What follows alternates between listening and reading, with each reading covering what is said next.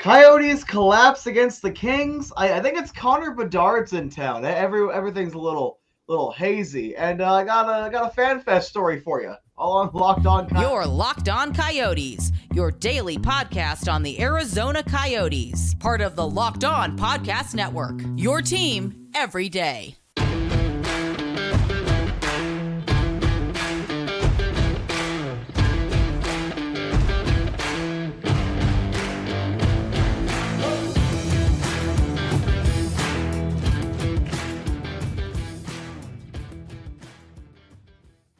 Welcome to the show, everybody. This is Locked On Coyotes, #1 daily podcast on the Arizona Coyotes. I am your host, Robyn Leonio, alongside Matthew Jacobson. We want to thank everyone for making this show your first listen every day. We are free and available wherever you get your podcasts. We got a great show on today's episode, which, by the way, is brought to you by Game Time. Download the Game Time app, create an account, use the code LOCKEDONNHL for $20 off your first purchase. All right, Matthew. So we're going to talk about today's episode. First, let's get the collapse to the Kings out of the way, because I thought when we were after the first period, we were going to talk about a really fun, freaking domination of a game. Forcing Phoenix Copley to get freaking taken out of the game within 10 minutes, and then all of a sudden, what the frick was that?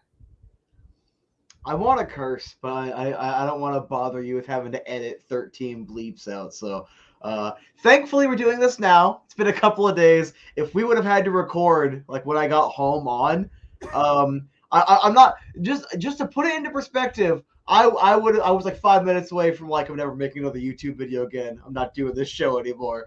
I'm never watching hockey again, because not only did ASU blow a 3-goal lead, not only did the D-backs blow a lead in the World Series, but then after the Coyotes were up like 4-1, I just hear slowly but surely them collapsing. It was not a good day. I was in the concourse walking from hither to thither, getting some business done, and I watched all the goals on the screen. I'm all excited, and then whatever that was.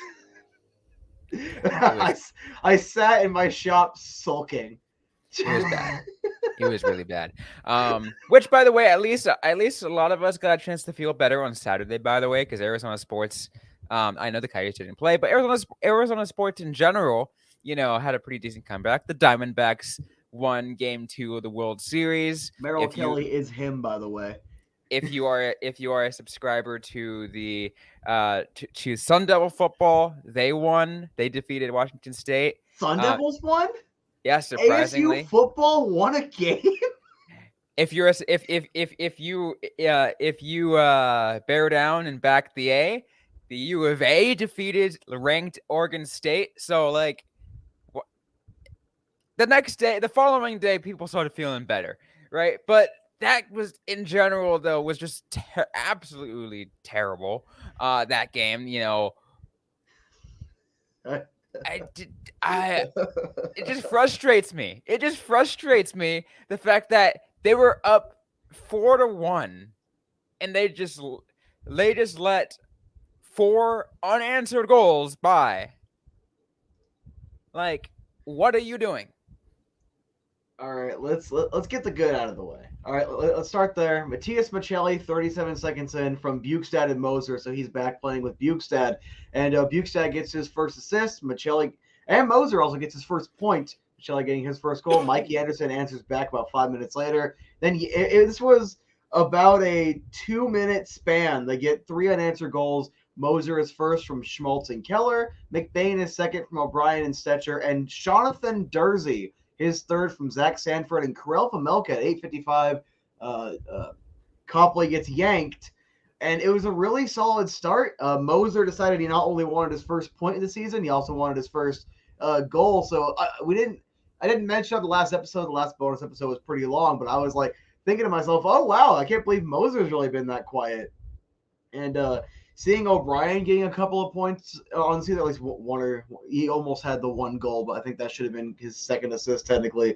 But McBain it was this goal. This goal I'm thinking about. McBain gets the tip on that one. He gets his first point. Schmaltz and Keller continuing their absolute dominance. I think Matias Maccelli is officially on like a 4-game point streak. I'll have to fact check that when I kick it back over to Robyn. Everything was going right, 4-1 lead, and that's how we end the first period. Do you want to chronicle the downfall, Robyn? Do you want? Oh God, I got to bring it up because like I can't remember when exactly it started, but I know it was 3 of those unanswered were in just the third period alone, right? Like, Yeah. You get 1 in the second and then 3 in the third, including they couldn't even squeeze it to overtime. Like at the entire third period, unless I had business to conduct, I wouldn't come out of the shop to be on call. I was like, I'm not watching this. I'm listening to the D-backs collapse. Why am I going to also listen to the Coyotes collapse? I mean, I don't blame you. And I'm going to again, I know, by the way, I will know a lot of people are going to kind of give that kind of crap talking about not very many people were at the Coyotes game on Friday. Everyone was, even though the game wasn't in Arizona for the World Series, everyone was at probably other bars watching the World Series. Like, let's be real. Are you gonna pay $150 for a Coyotes ticket, or are you gonna go watch at a bar for free and probably pay less like for your drinks? And also, like, I'm just gonna say it right now, because especially how much I see other teams talking trash and other teams can't sell out their building. As long as the tickets are sold, I don't care if 2 people show up. As long as that 4,600 number of sellable tickets gets sold, I don't care. At this point, I am done. Which is a guarantee every game. Yeah. All 4,600 seats are going to be sold every single game. Mm-hmm. It's just a matter of the rest of it. But anyways. And also every NHL team does paid attendance. Every NHL team does. Montreal didn't fill their building, I think, 2 or 3 games, and their fans are like, yeah, but the game's still sold out, because the game gets sold out, but just not that many people went through. It's like only a few thousand. It wasn't like a half-empty building or anything. But like, by the way, speaking of which, and I know it kind of went off topic talking about that collapse, that we were supposed to talk about. But did you see the picture of that Mike Gould sent of the Flames game? But the upper deck that it was like half empty. I'm just like, what? Can we have like a brief 10-second discussion about how whenever specifically Canadian markets, because we saw it a lot with them, but also like Buffalo fans try to say the same thing next year. And considering how Buffalo fans themselves have told me they rely so much on Canadians crossing the border that it's pretty much a Canadian team as well. How come whenever Canadians are showing up, it's because the team's bad or they're protesting the ownership? That's what a Buffalo fan, a few of them told me last year. Why is it that? But if the Coyotes ran horribly for like 15, 20 years and they have attendance struggles, it's because the market's bad. Explain that to me, Robyn. It's because Canadians don't like hockey in the Sun Belt. It's just because Arizona. It's literally an Arizona specific thing. Anyway. No, not it's a Sun Belt thing. They would say the same thing if the Sharks, the Ducks, the Kings, the Golden Knights, the Stars, the Predators, the Lightning, and the Hurricane, all these. But they made fun of the Florida Panthers for a while. They did. And the Carolina Hurricanes. But San Jose has been at like 60% capacity, and everyone knows it's because of the rebuild. Like, people are actually giving San Jose that leeway. I'm assuming San Jose, maybe Tampa, Dallas, and Vegas are going to get some of that leeway in that Sun Belt. I'm going to assume they're the ones that are going to get some leeway. Fair enough. Everyone else, yes, you are dead on. You are spot on there. I think of the joke that made fun of, like, that YouTube channel that made fun of, that would go through making fun of a lot of teams. He still does things around. And there was a video him making fun of the Carolina Hurricanes. Please come to our games. Yeah, please come to our games. I love that. I love. Was it Hurricanes, man? Was that the character's name? That was great. Please come to our games. It's a prosper. we love you. All right. You talk a little too much junk about the Yotes, but we love you here. Anyway, I love this. Hilarious, anyway. Absolutely hilarious. Anyways, we're gonna continue talking about this game.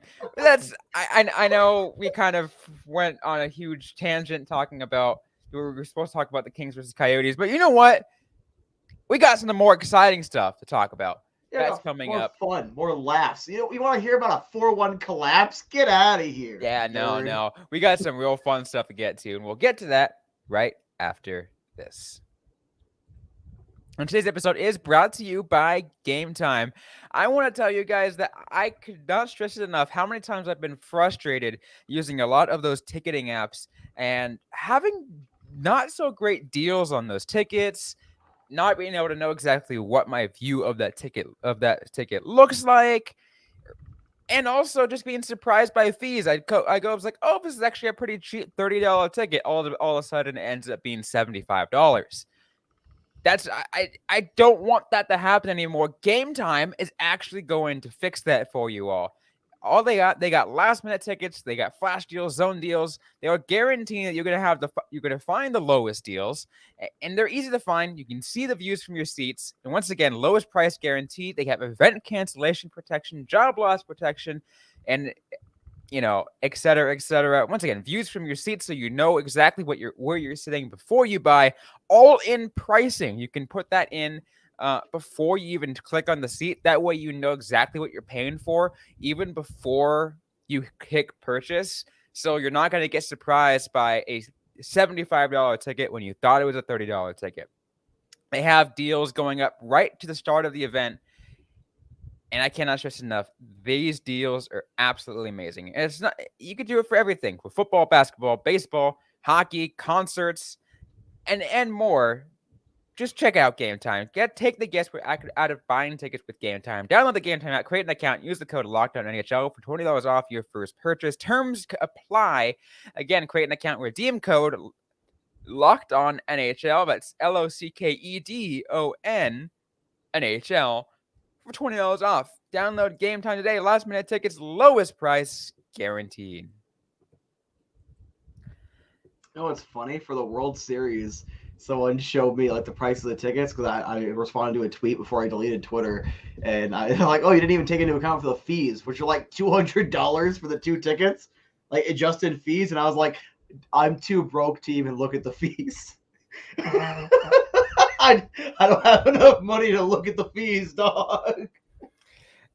I know, right? When ticket alone is that high. I mean, once again, it's the World Series we're talking about, so it is. But like, it's like a 48,000 seat building. I'm not paying like I don't care if it is the World Series. I ain't paying $500 to sit on the 32nd row.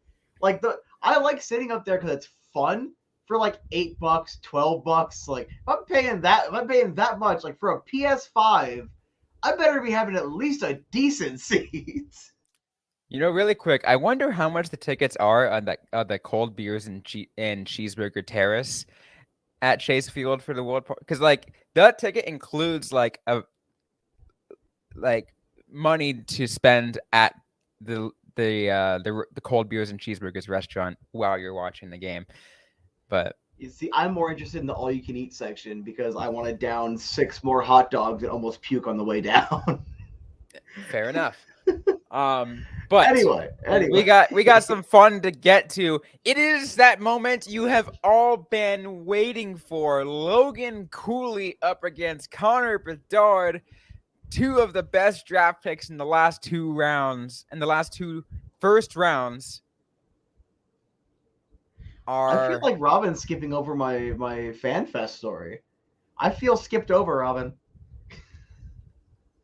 We'll close on that. Okay. All right. We'll close so, Connor Bedard, Logan Cooley, Connor Bustard, who only has like 2 goals this season.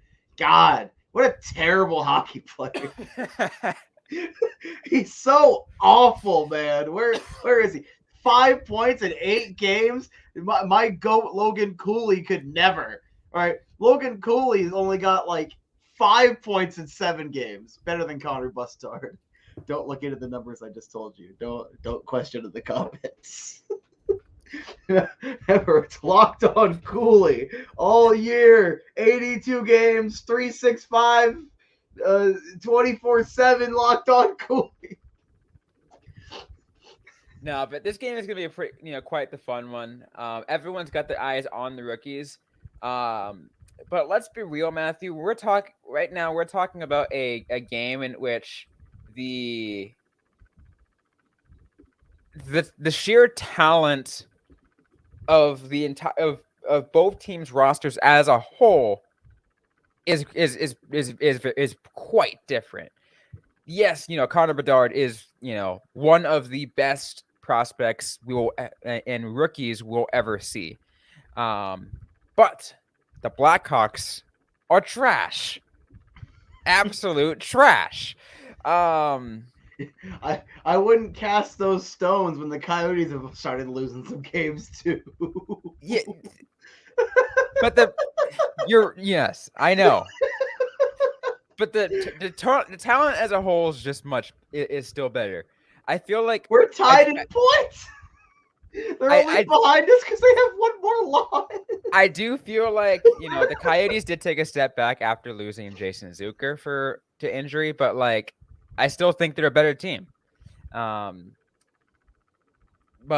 they're still 2 points out of a wild card spot, technically. There you go. They're at a perfect 0 goal differential, 20 goals. See, look how this tells you how quickly things happen. Remember at this point last week, we were touting about the Coyotes being second in the Central Division. Second in the Central, third in the conference. Hey, this is what you're going to expect. It's frustrating, but young team, especially when you lose a key veteran like Zucker. It throws the balance off a little bit, and hopefully after getting their teeth kicked in and blowing that game at home, you'll see like a 6-1 win over Chicago. All right. 3 keys, though. What are the keys the Coyotes need to take down Connor Bedard and the Chicago Blackhawks? I would say their power play is 6th heading into this, and the penalty kill for Chicago is ranked 7th. I would say take advantage of special teams because you're going to want to get off to an early lead, obviously, but there's going to be some sloppy penalties, but Chicago has done a pretty good job this season. Let's just give them credit at the penalty kill. Attack that, take advantage of your special team opportunities. That has to be point 1. Fair enough. Point 2. No collapsing again. If you have a 3-goal lead and you win the game by any less than 2, everyone should be doing laps around the ice at the end of the night. All right. So to put it in a professional term, buzzer to buzzer. Buzzer to buzzer, 60 minutes. Yes. 60 minutes, boys. Last third one. Key, Logan Cooley. Cooley Cooley has had a couple of struggles. He's still producing well, but he also had very limited minutes in the third period in the last game. He's also, like I've mentioned, and like Steve Peters has mentioned most recently on the post-game show, that he's just not shooting the puck. He needs to focus on that. I still think, personally, separate him and Keller on 2 different power play units so he can take over Keller's spot. I kind of feel like he might be a little more comfortable over there, but I won't know until they try it. Just Cooley needs to essentially accept his role of you got to shoot the puck, kid. Yeah, absolutely. Like we've seen what Cooley's capable of. Yeah, he's a phenomenal goal scorer. Mm-hmm. You just watch just watch his highlights from Minnesota. Solid person. Unfortunately, I mean, yeah. Some like if you were at the game in which Minnesota came to visit against ASU, and you saw in person that he is a phenomenal goal scorer. Mm-hmm. And yes, college is different than the NHL, but if he's not taking the shots, what good is there in even thinking of what could be? Yeah, because it's same thing with Victor Soderstrom and how I was really disappointed in him when he just kind of stopped shooting the puck. If that kid shot the puck more in his NHL games, he probably might have an NHL spot right now because he'd have that depth scoring down. Not going to guarantee, but he might. So it comes down to don't be afraid to shoot the puck. That's what you're here for. We all trust you. Shoot the puck. And here's another thing. You've got a home game. Take advantage of the mullet magic. Take advantage of it. It's a great atmosphere. It really is. I know it felt weird, at least for me, after the no vote in Tempe, because to me it felt like we weren't really wanted there. But then as soon as opening night turned back around, it's still just a phenomenal atmosphere. Take advantage of it. Yeah, one of the best home records last year. Exactly. Anyways, any bit before we move on to our picks? Nope. All right. So we're going to get to our picks in just a sec. But first, a quick word.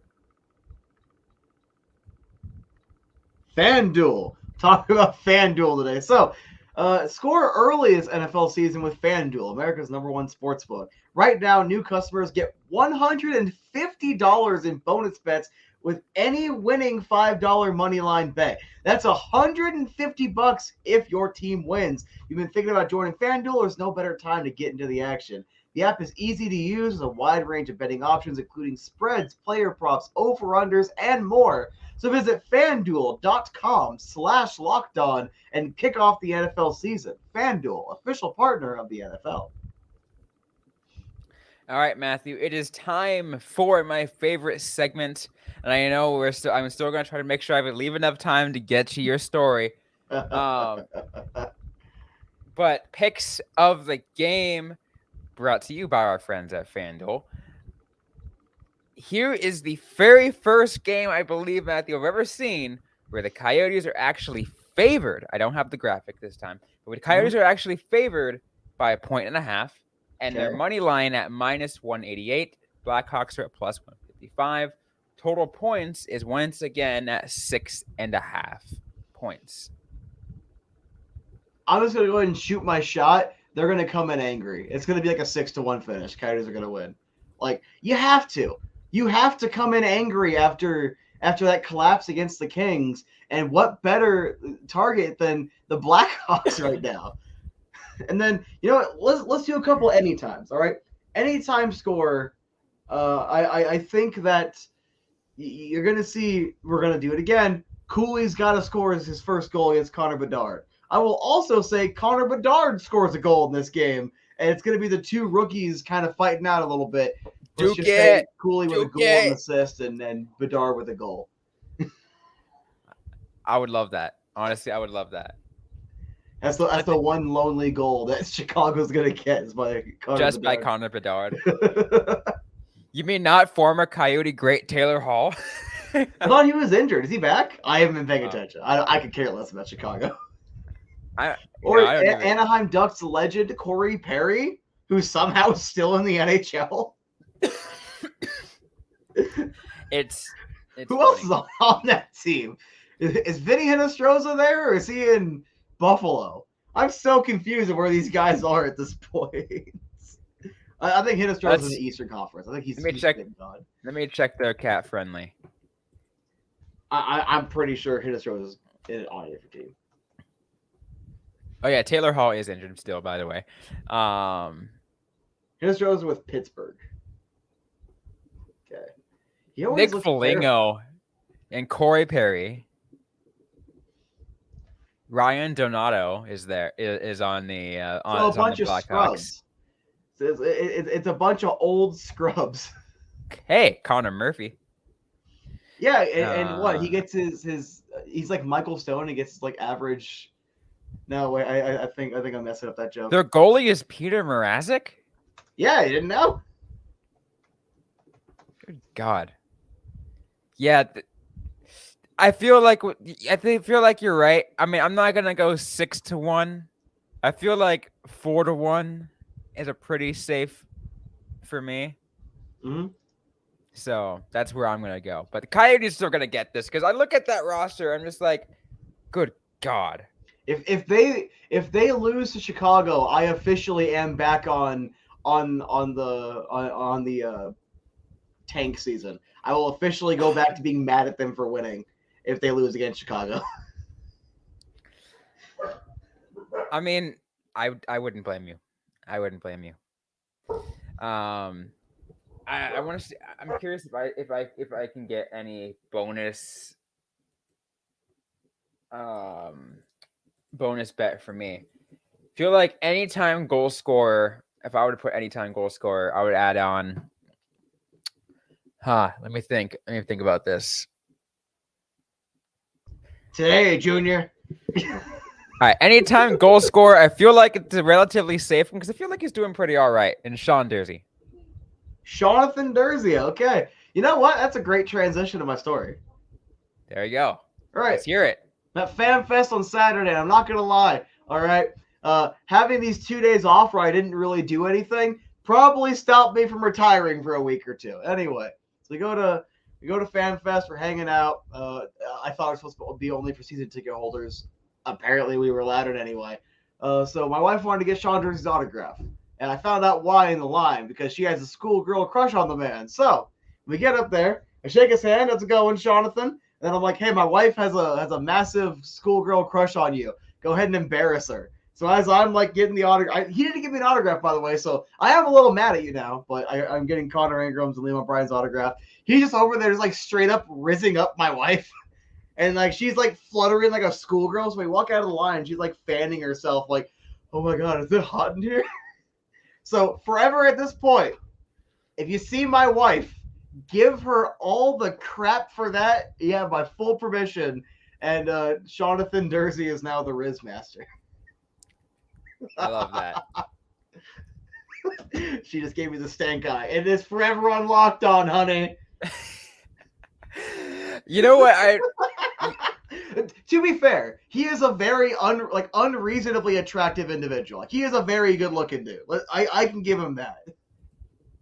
What does he look like again? I feel like I've seen him on TV. Almost like a boy band type, but like more of an adult is the best way for me to describe him. Like, he's got like the long hair, but also like he can grow facial hair, so he's not like a baby face. I see it. He's a good-looking dude. Yeah, he's good-looking. I'll give him that. Even Steve Peters said so when I was telling him about it when we were leaving. He's like, oh, you know, how could you not? Look at it. You know, while we're trading stories, I'm going to, I mean, like, this is not a Coyotes related one. It's just more of, you know, me playing hockey. I'm going to tell you how upset I got, Matthew. Absolutely upset at myself. Mm-hmm. Like, I freaking screamed at myself. My internal soul was screaming when this happened. Mm-hmm. So, to kind of give you some of my background, but the team I play for, we ended up losing 5-0. It was a bad game. But I came this close to scoring in the third period. I had a perfect, like, tape-to-tape backdoor opportunity, one-timer. I make contact for the one-timer, and the moment I just sweep my stick, and all of a sudden I don't see the puck anymore, and I see it in the corner. I'm like, how did it get over there? How did it get over there? Why are you so bad at this game, Robyn? Why, it's time to retire. You're getting old. You're over the hill. I'm only 26. You're over the hill at 26, Robyn. We're both over the hill. We're both 30 as hell right now, Robyn. My back hurts in this conversation. Oh, God. Is that it for today's episode? So should we go ahead and sign off while we're ahead? That's gonna be it for today's episode. Because I needed to get rid of this freaking coughing spell as well. Oh, God. Anyways, that's going to be it for today's episode of the Locked On Coyotes podcast. If you like what you heard, don't forget to leave a review, like, comment, subscribe if you have yet to already. We're available everywhere you get your podcast, including on YouTube, the Sirius XM radio app, and ad-free on Amazon Music. Also, don't forget to check out for your second listen, Locked On Diamondbacks, as they get ready to come back home for games 3, 4, and 5 of the World Series. Again, Bill Kelly is him. forks up former Devil. He's got the dog in him. Can the Diamondbacks do it? We'll find out. Just be sure to check out Locked On Diamondbacks for everything Arizona Diamondbacks. Don't forget to interact with us, though, on social media. We're on Facebook, facebook.com/LockedOnCoyotes, and on X at @LO_Coyotes. I'm personally on X at Robyn _Leano. That's ROBYN_LEANO. Matthew Jacobs is not on X. You can follow him over on Threads or Instagram. He is at AZ_sports_guy. Yep. I don't know why you made it so complicated. Again, so no more X. Yeah, well, it wouldn't let me choose my handle on Threads. It was whatever my Instagram was, and AZ Sports Guy was taken because Instagram's 40 years old now. God, why'd you make me feel old again? Anyway. I'm gonna go cry now. Anyways, interact with us. Ask a question you might have. We might answer right back or on a future episode of the Locked On Coyotes podcast. Thanks again, everyone, for listening to today's episode. Hope you guys are staying safe out there. Hope you guys are staying healthy. And don't forget to howl on.